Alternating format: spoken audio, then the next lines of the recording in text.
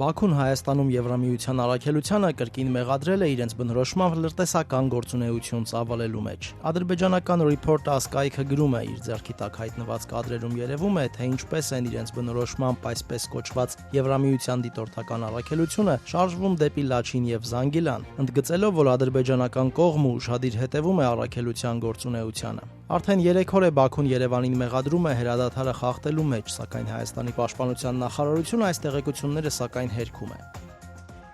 Այս պահի դրությամբ Բաքուն Երևանին չի փոխանցել հայկական բանակի կողմից հրադադարի ռեժիմի խախտման ոչ մի փաստական տվյալ կամ հիմնավորում։ Այսօր հայտարարել է Հայաստանի վարչապետի աշխատակազմը, հիշեցնելով հրադադարը խախտելու Բաքվի մեղադրանքների ֆոնին վարչապետի աշխատակազմի ավելի վաղ արած հայտարարությունը։ Վերջին 3 օրերին Ադրբեջանը 7 հաղորդագրություն է տարածել Հայաստան-Ադրբեջան սահմանին հայկական կողմից հրադադարի խախտումների մասին։ Հայաստանը դեռ նախորդ տարի Բաքվին առաջարկել էր հրադադարի ռեժիմի խախտման դեպքերի եւ այդ մասին տեղեկությունների հետաքննության Հայաստան-Ադրբեջան համատեղ մեխանիզմ ստեղծել, ինչը չէր ընդունվել։